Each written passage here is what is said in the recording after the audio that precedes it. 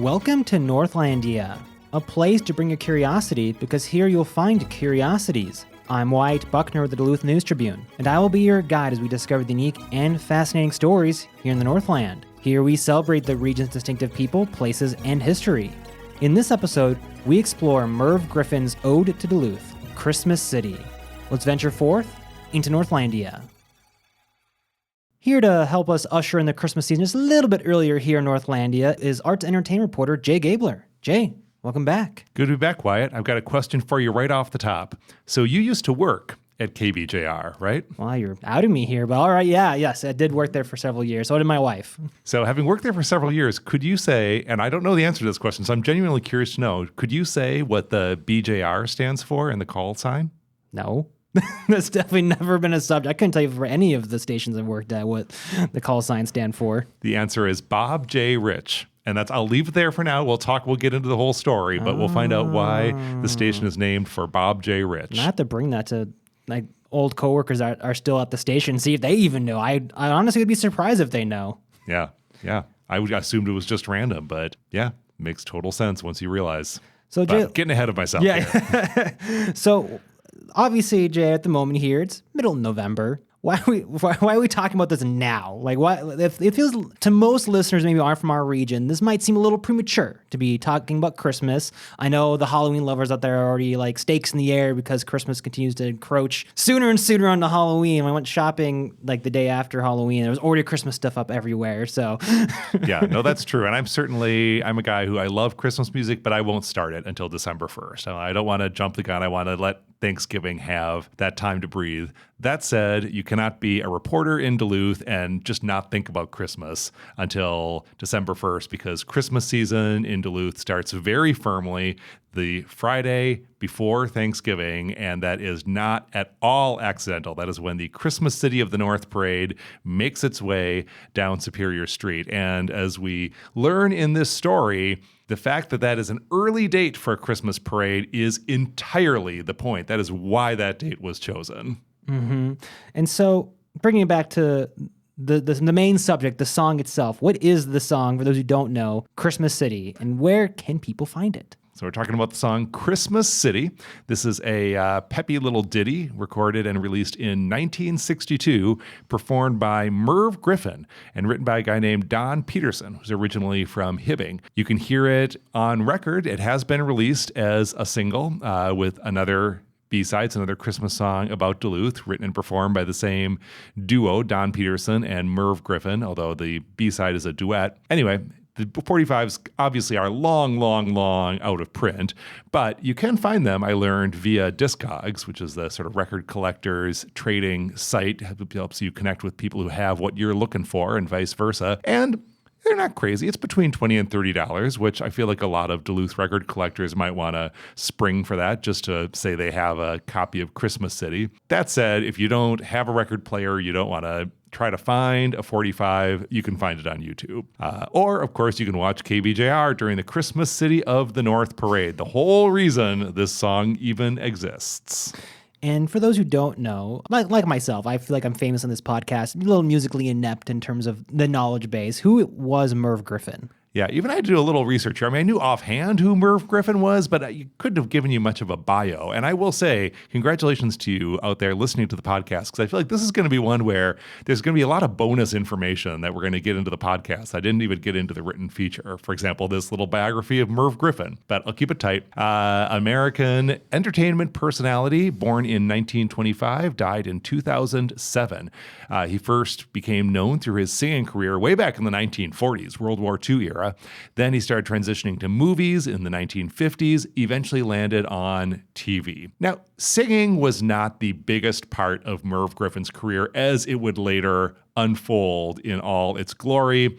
Maybe his best known song was I've Got a Lovely Bunch of Coconuts, which maybe you can hum, maybe you can't. Yeah. Anyway, so by 1962, when he comes around to record Christmas City, he was best known as a game show host. He was the host of shows like Play Your Hunch and Keep Talking. So at this point, he's the guy who's had a singing career and is really up and coming on TV. But at that time in 1962, he would have been certainly remembered and known for his singing career. So that certainly added to his celebrity at that time. But he got even more famous after 1962 when he would go on to become a major star as a talk show host. He had a very popular talk show in the 1960s, extending into the 1970s. But now, today, long after he has passed, what he is best remembered for is a creator of game shows. He is the guy who brought us Jeopardy and Wheel of Fortune. So that is the life of Merv Griffin in 20th century popular entertainment. And my favorite little factoid about this, his name has come up. I'm an 80s history buff, so I've read some books about the Reagan presidency.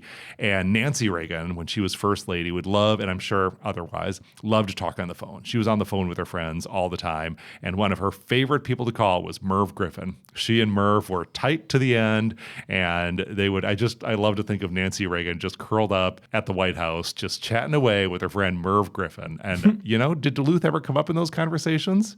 Who knows? And so now bring it back to Duluth. How did he get connected with Duluth? Right. Bob Rich, whose name we've already mentioned. So Bob J. Rich was or Robert J. Rich, if we want to be formal, a longtime Duluthian who was also a major civic booster, did a lot for Duluth during his decades here.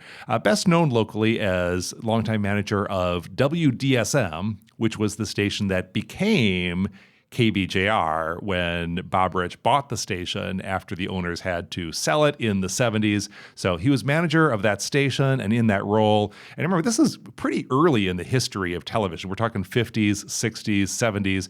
He expanded local news coverage, expanded children's programming, did a lot for sports coverage. I learned there's a nice tribute to him posted when he was posthumously awarded a regional Emmy Award. WDSM was the first station to broadcast Bulldogs games. And they even did away games, which required using satellite technology that was pretty new at the time. So Bulldogs fans really appreciated everything Bob Rich did to get those hockey games on WDSM. And he, really did it, by all accounts, for the love of Duluth. He wanted to do good things for this community. I got to talk to his grandson, Chris Rich, who now works and lives in the Twin Cities area. Here's Chris Rich talking about his grandpa, Bob Rich. He was a kind of a bootstraps guy. He self-made. He started working at WDSM back in the day and became a manager there and ended up buying the station. And just a really giving person. He liked to help people, and whether it was his family or strangers, he started a Toys for Tots program back in the day up in Duluth, and it was called Operation Reindeer. And it was an opportunity for people to drop off toys at the station, and then they would hand them out to kids around the city in Christmas. And he would donate a lot of toys himself, and just a really, really good man. Did a lot of things. Loved the city of Duluth. He was instrumental in getting the airport built up there, and was an advocate for the Bulldog hockey.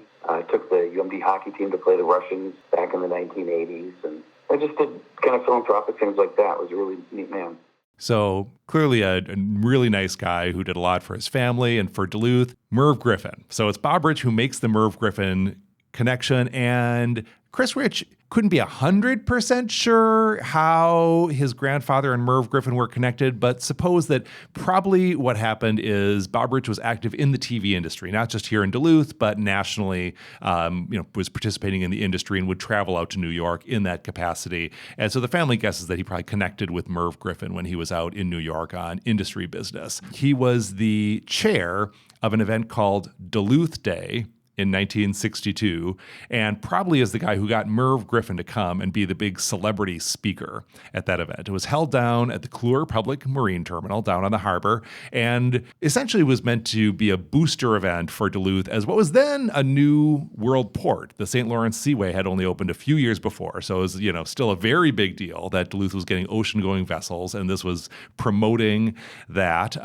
The activities included, here's a connection to our other podcast, that we'd put together recently. You could take a cruise on the Woodrush, which was the U.S. Coast Guard cutter then based in Duluth. And of course, we all know now became significant 13 years later. The Coast Guard vessel that went searching for the then sunken Edmund Fitzgerald in 1975. You can learn more about that on our limited series podcast, Edmund Fitzgerald 50 Years Below. There we go. So we don't know whether Merv Griffin actually made it on the Woodrush, but he was certainly there with the boat at Duluth Day, gave a talked about what a big port Duluth was going to become, about how much he loved the upper Midwest. It helped that his wife at the time was from Ironwood, Michigan, so just across the border between Wisconsin and Michigan there. Anyway, so the Griffins stayed apparently in the London Road home of Bob Rich and his family, and seemingly that is where Bob Rich handed Merv Griffin the music for Christmas City and the song of the Christmas City. That music had been given to him by the songwriter Don Peterson, who said, hey, I think this could be music for the parade if you need a theme song for the parade. So Merv Griffin recorded the music. It was released in 1962. And then Bob Rich lived until 1994 when he died, having moved to Florida by that point later in his life. And among the other things that he did down in Florida was he launched a Christmas City of the South parade. Oh, wow. That apparently has not taken off quite like the Christmas City of the North parade has. I couldn't find much evidence on the internet that Christmas City of the South parade is still a thing, but he gave it a go, which sounds like very much in keeping with him, doing everything he could for the communities where he was living and working. Listen, I know people like to rag on, the North for being cold and very snowy in the winter, but it's a lot more Christmassy than palm trees, afraid to say. Sorry, come at me, Florida, if you disagree, but clearly Christmas City of the North is more well-known than Christmas City of the South. Yes, that is the case. Now, I suppose when you think Florida and Christmas, you think Disney World. Probably, yeah. And so let's talk more about the specific history of the Christmas City of the North parade. Sure. Well, so for those who know Duluth today, the Christmas City of the North parade is a huge deal. Friday before Thanksgiving, sponsored by KBJR, big event. And it turns out that the origins of the parade are a little more mysterious than I expected. We know about when it started. We know why it started. We know who started it, but the details get a little elusive. Okay, well, here's what I mean. So what we know is that it was always sponsored by the TV station. And we know that it was Bob Rich who was kind of the mover and shaker in making it a thing. And his idea was, let's get the shopping season started early, help our Duluth merchants out, maybe help the TV station out as well. Why not? So let's have a big event the Friday before Thanksgiving so that everybody gets a big jump start on the holiday season. Where we get a little bit into the mist is exactly when the parade started. So Chris Rich said his family believes it was 1957, and I can see when you look at the Duluth News Tribune archives, that's when Christmas City of the North really started being used as a marketing phrase. You see ads in 1957 in the paper, kind of from downtown merchants saying, okay, Christmas City of the North, let's go, get downtown, buy, et cetera, et cetera. So that is kind of when that phrase started being used in this sort of very deliberate way. Did the parade start that year? Well, KBJR itself has said 1958, a year later. There's a trivia game that was once printed, Perfect Duluth Day dug it up, and that said 1959. That's also what the Midwest Emmys presentation, given posthumously to Bob Rich, said was 1959. So there's another possibility. I mentioned the blog Perfect Duluth Day. There's been a lot of discussion over at that blog about exactly when the parade began, and over there they landed on maybe 1960 as the most likely date. The News Tribune was so so consternated by all this ambiguity. As you are in the newspaper business, you want to be able to state the facts, right? Be the newspaper of record. And so in 2008, I think it was, the News Tribune actually had a big front page story saying, please tell us, people of Duluth, when did this parade begin? If you have any evidence, send it in because we really need to know. And Andrew Kruger, who then worked at the Duluth News Tribune, concluded after all that, whatever evidence they were able to gather came in, and he looked really closely at the paper's archives. His guess was 1961, which was certainly the first year the parade was specifically mentioned by the News Tribune. And Andrew Kruger thought, well, it just seems unlikely, given how densely the paper covered Duluth back in the day, that you could have had a whole parade coming down Superior Street and there would have been no notice in the newspaper. So he's like, probably 1961, but certainly it happened in 1961. There's ample coverage that year. And a fun thing I learned is that in 1961 already, Santa's arriving by helicopter, which he still does now at Bentleyville. But wow. I would not have guessed that tradition went all the way back to the 60s.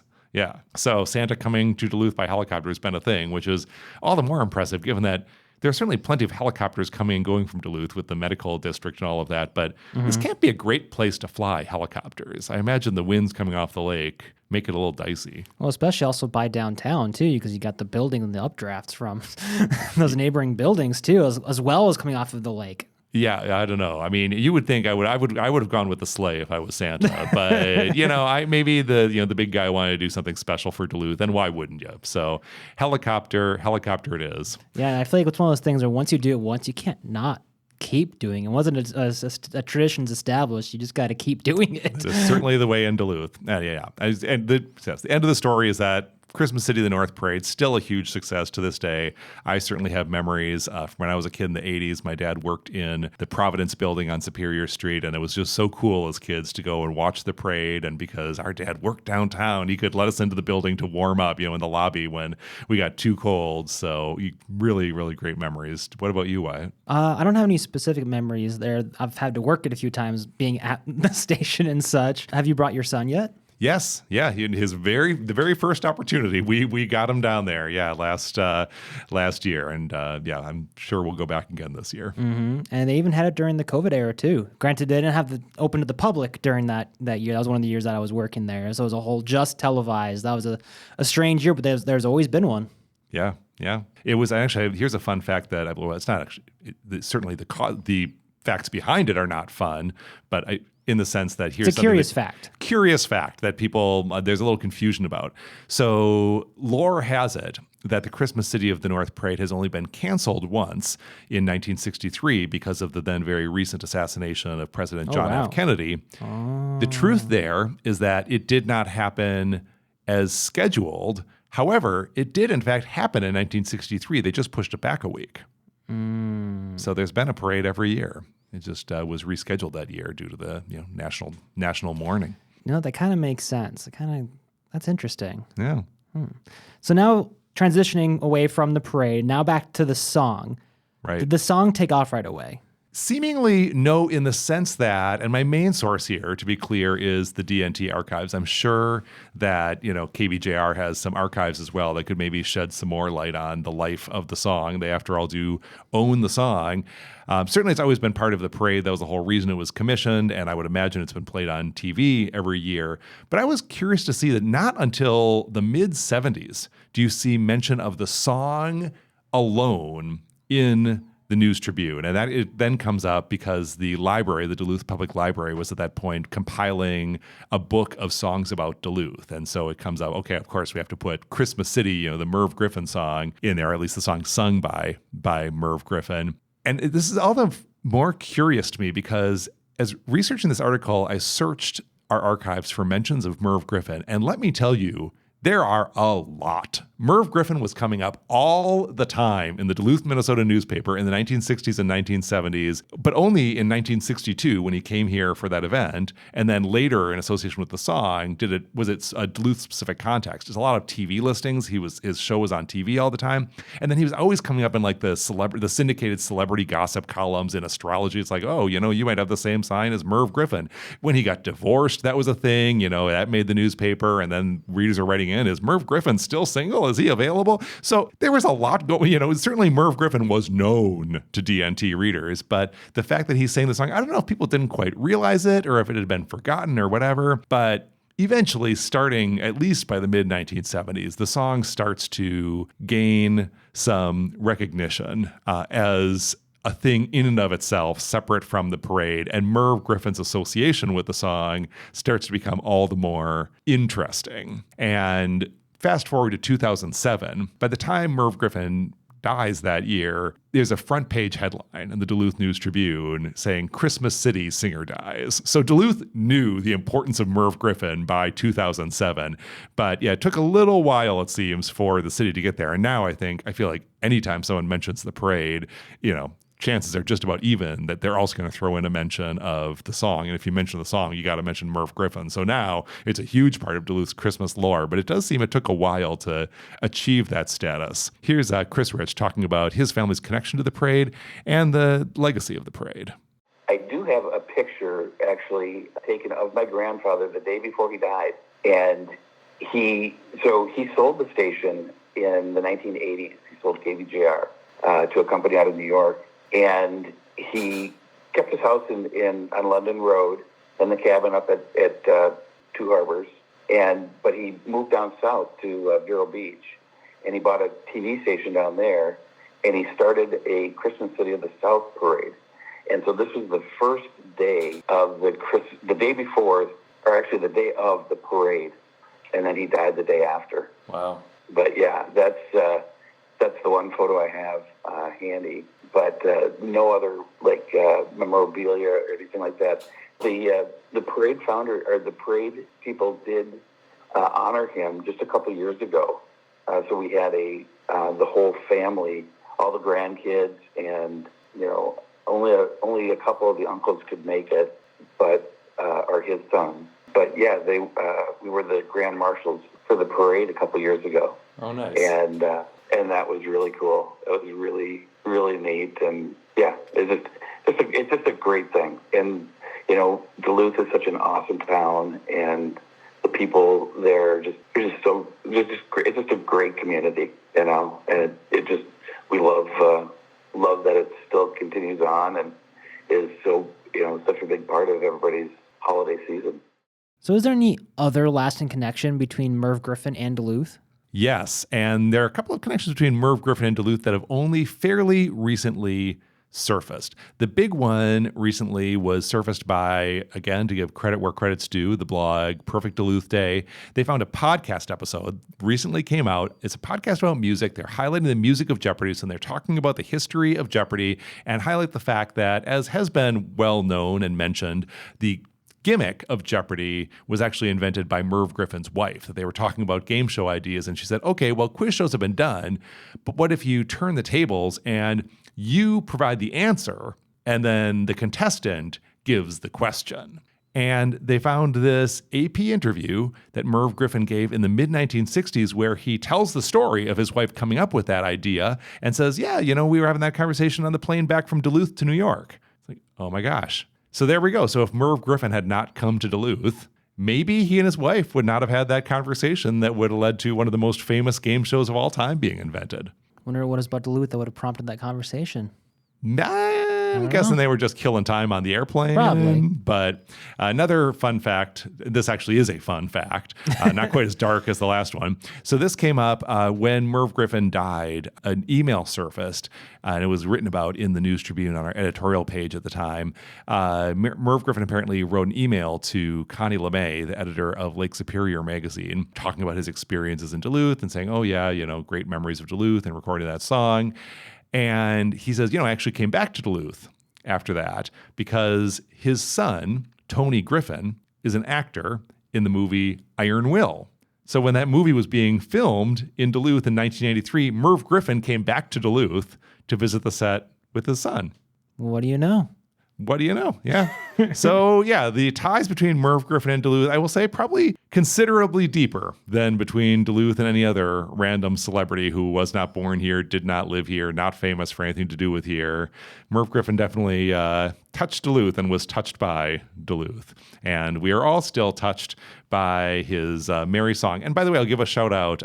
Chris Rich pointed out that the family especially likes the B-side, the Song of the Christmas City, which is kind of a more lilting number that has actually more explicit references to Duluth. You know, if you actually listen to the song Christmas City, Duluth doesn't get mentioned until the last word. You know, it's all about this wonderful, happy Christmas city, but you wouldn't know where it is until the very end when he like delivers the kicker and he's like, called Duluth. Well, there are more local references in the B-side. So if you only know Christmas City, you've never heard the song of the Christmas City, again, you can find it on YouTube. Definitely worth taking a listen. And why do you think that this Christmas-themed story fits into Northlandia? Obviously, the subject of Christmas in general is not a strictly Northland thing, but we've kind of adopted and made it a little bit of a shtick here in Duluth, the whole idea of the Christmas focus. In fact, we've had several Christmas movies now filmed here in recent years. Yeah, it's one thing that has come up again and again in this series, the Northlandia series, is the absolutely intense fascination that Duluthians and Northlanders have with tradition. That once you start a tradition, we're not going to let it go easily. And this is certainly a case that once this parade started, as you say, Wyatt, even during COVID, they found a way to have some version of the parade because it is a big tradition and the song is a big part of that. So certainly our love of tradition, our love of Christmas. And it's kind of a funny example of the way that Duluth comes up in popular culture. I've written about this, not in Northlandia, but for my column. And on the one hand, Duluth seems like such a distinctive place. Now, there's nowhere else quite like it. And certainly people who live here and have visited there, that's their impression. It makes a big impression. They've never experienced anything quite like it. And yet, it becomes this sort of pop culture punchline for whenever someone needs just a random city in the middle of nowhere to throw the name out and have it sound kind of funny in some kind of context. They'll often just go for Duluth, which seems funny to me because it's not a typical city at all, but it just works in that context. And I kind of love that this song uses Duluth essentially as a punchline. Like until the very, very end, it could be about any number of cities, but then you get to the end and Merv brings it home. This city is called Duluth. Now you know if you didn't know.